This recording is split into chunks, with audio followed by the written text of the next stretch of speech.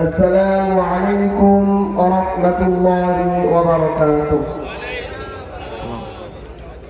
الحمد لله رب العالمين والصلاة والسلام على سيد المرسلين وعلى آله وأصحابه أجمعين.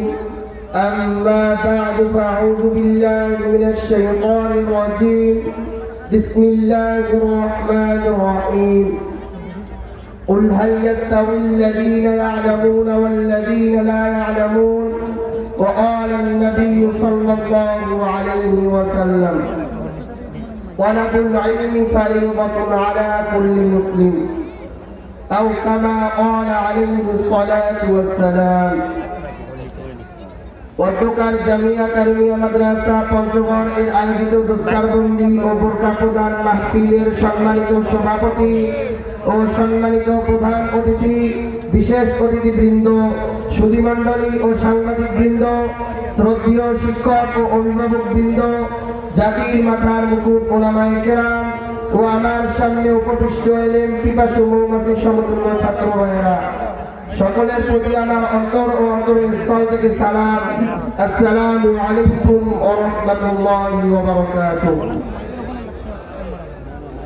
সর্বপ্রথম আমরা শুকরিয়া আদায় করি সেই মহান মুনিবের দরবারে, যিনি আসমান, জমিন, চন্দ্র, সূর্য, নভমণ্ডল ও ভূমণ্ডল আমাদেরকে আশরাফুল মাখলুকাত হিসেবে সৃষ্টি করেছেন। সেই মালিকের দরবারে শুকরিয়া আদায় করছি, চিৎকার মারে বলছি আলহামদুলিল্লাহ, আলহামদুলিল্লাহ। দরুদ ও সালাম পাঠ করছি আমাদের প্রিয় নবী রাহমাতুল লিল আলামিন, যিনি আইয়ামে জাহিলিয়াতের যুগের পরিবর্তে সোনার যুগে রূপান্তরিত করেছেন। এই জন্য ছোট্ট একটি দরুদ পড়ি, সাল্লাল্লাহু আলাইহি ওয়াসাল্লাম। মোহতারাম হাজিরিন, আজ আমি আপনাদের সামনে এমন একটি বিষয় উপস্থাপন করব যা জাতি ও সমাজের জন্য প্রয়োজন। যেমনটা প্রয়োজন একটি মাছের জন্য পানি, যতটা প্রয়োজন একটি ধমনীর জন্য একটি স্পন্দন, অতই প্রয়োজন আজ কওমি মানুষের জন্য। বলুন ঠিক কিনা? এজন্য জাতির ক্লান্তি লগ্নে এসে কুতুবুল আলম সৈয়দ ফজলুল করিম রাব্বানাল্লাহ তার কথা বলেছিলেন, বাংলার ৬৮,০০০ গ্রামে ৬৮,০০০ কওমি মানুষের দুর্গ গড়ে তুলতে হবে। কেননা কওমি মাদ্রাসায় ওই শিক্ষায় দেওয়া হয় যেই শিক্ষা নবী করিম সাল্লাল্লাহু আলাইহি ওয়াসাল্লাম মক্কা নগরীর দারুল আরকাম নামক স্থানে দিয়েছিলেন। যেই শিক্ষা প্রচার ও প্রসারের জন্য নবী করিম সাল্লাল্লাহু আলাইহি ওয়াসাল্লাম বেছে নিয়েছিলেন সুফা নামক আল্লাহকে, যেই আল্লাহ থেকে পরবর্তী যে সাহাবায়ে আজমাইন ও তাবেঈন, তাবেঈন, আইয়ামে মুস্তাহিদিন, যারা এই উম্মতে মুহাম্মদীকে রিসালাতের নূর পৌঁছে দেওয়ার জন্য ছড়িয়ে পড়েছিলেন পৃথিবীর আনাচে কানাচে। মোহতারাম হাজিরিন, ওই শিক্ষায় আজকে এই কওমি মাদ্রাসা দেওয়া হয়েছে। বলুন ঠিক কিনা?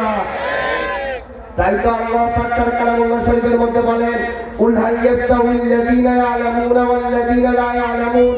যারা জানে এবং যারা জানে না তারা কখনোই সমান হতে পারে না। মোহতারাম হাজিরিন, আজ যদি কওমি মাদ্রাসার অবস্থান না থাকতো, তাহলে জাতি চিনত না তার প্রভুকে, জাতি চিনত না তার রাসূলকে।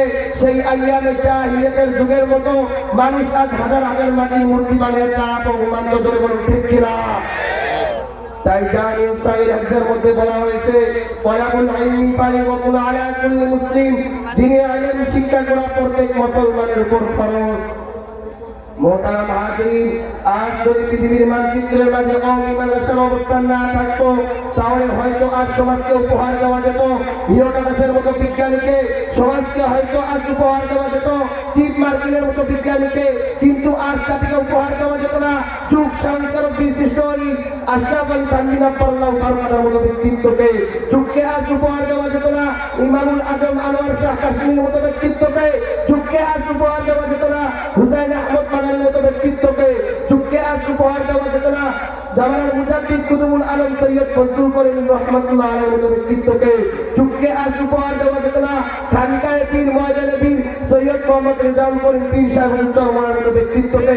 যুগকে আজ উপহার দেওয়া যেত না বাতিলের আতঙ্ক কোটি কোটি যুবকের আইডল সৈয়দ মোহাম্মদ ফয়জুল করিম সাহেবের চরমনার মতো ব্যক্তিত্বকে। জোরে বলুন ঠিক কিনা?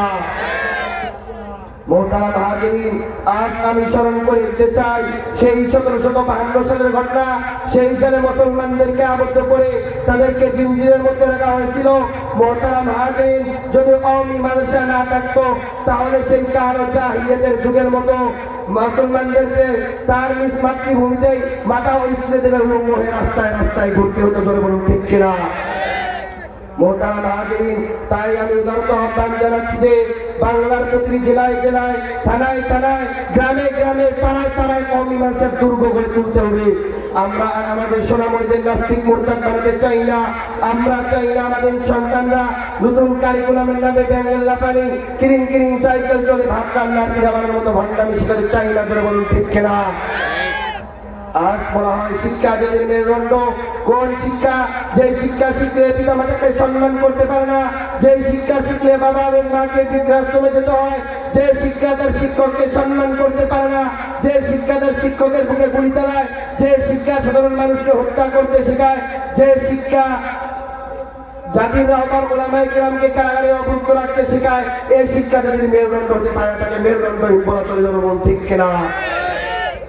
এজন্য জাতির ক্রান্তি লগ্নে যুগ উপযোগী ও আপনাদের সন্তানদেরকে আদর্শবান ও ইসলামী স্কলার বানানোর জন্য এই পঞ্চগড়ের মাটিতে জামিয়া কারিমিয়া মাদ্রাসা পঞ্চগড়ের আবির্ভাব হয়েছে।